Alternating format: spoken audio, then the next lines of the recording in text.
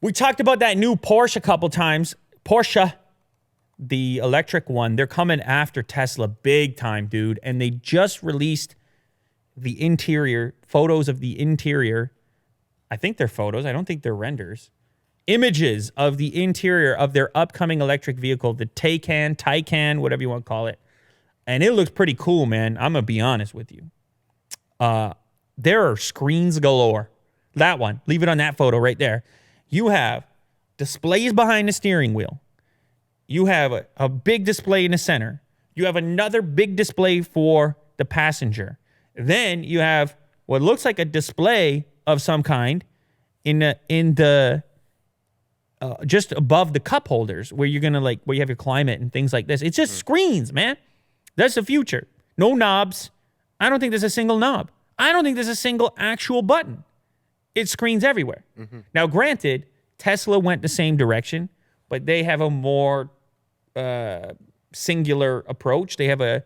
I remember when I first saw the Model S, it's like, oh, you just took a 17-inch computer monitor and put it in portrait mode in the center of the thing. And, of course, it's a different look on the Model 3, where it's back to a landscape. But it kind of just looks like a computer monitor, slapped on there.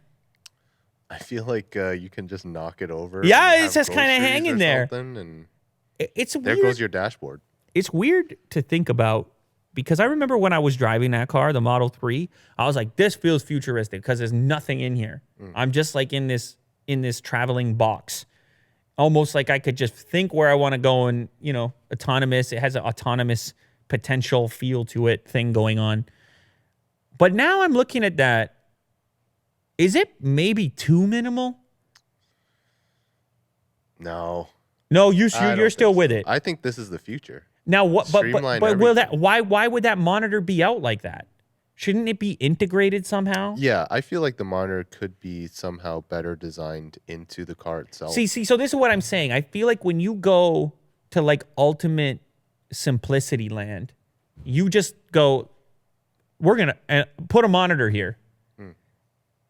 And you kind of get outside of the mentality of trying to make it look cool or trying to make it look luxurious, sophisticated, integrated. What I'm trying to say is that sometimes simplicity can be a cop-out. Sometimes you can go, no, I'm doing this for minimalism. Right, I hear you. When in reality, it can be lazy. Mm-hmm. You just didn't want to think about it that much. Right. I did have the feeling when I was in there that I had futuristic feelings. But what is the future? What does the future actually look like? Is it completely minimal? Because I'm looking at this Porsche interior now, and I'm like, yeah, it looks kind of like an old car, but it looks like a new car too. There's different projections of the future, isn't there? Mm-hmm. Which one is more Blade Runner, Will? I feel like it would be this one. See, this one is more Blade Runner future, where the Model 3 is more Apple future. Yes, I agree with that. I don't know which one is the actual future, though. Well, I guess no one does. Everyone makes their bets, and then whatever happens. We go from there. This looks very utilitarian. I don't know which future I want. I think I just decided I want the Porsche future. Okay.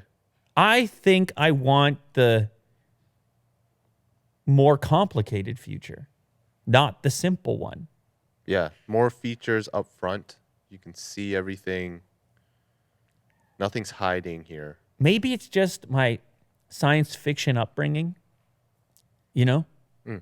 Maybe it's just that this, for me, seems like a futuristic poster I would have put on the wall when I was 7, and the other one doesn't. This seems more like a spaceship to me, the Porsche interior. If you had drawn a spaceship as a kid, I think you'll be lying if you told me it looked like the Model 3 interior.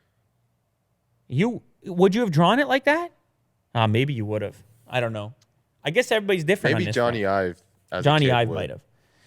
I don't know. there's a whole design thing going on, and there's going to be people on both sides. I think they're both nice in their own way. Like I'm glad that they're not identical. Maybe that's what I should say. I think they're both nice in their own way, and I'm glad they're not identical because now you have some legitimate choices, particularly in the electronic vehicle realm. I think this Porsche interior looks really cool. Of course, it's a lot like the Panamera, the pre-existing one. They're using their some of the parts here are being from the Panamera are being used. That center display is identical, and it looks like they just doubled it up to create this really elongated the secondary display for the passenger.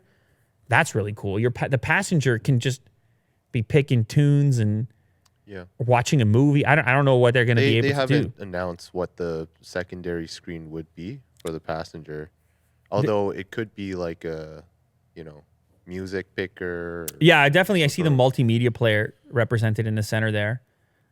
One thing I will say, though, there are some functions in a vehicle that when you're on the digital display are slightly less satisfying, like adjusting the temperature and things like this. Sliders and volume and different things where knobs are still so satisfying. I've had this experience on different vehicles. Oh, there's me in the Model 3 right there. See, that's a good time. We had a good time. That car accelerated. It drove itself sort of on the highway. Not like full, but it was driving. There's Willie Doo in the video. So yeah, you want to go check that video out. That's on the Unbox Therapy channel. Model 3, the car of the future. Now, Porsche got to get me the other one so I can make the same video, right, Will? Mm-hmm. Okay. Definitely. Reach out to Willie Doo.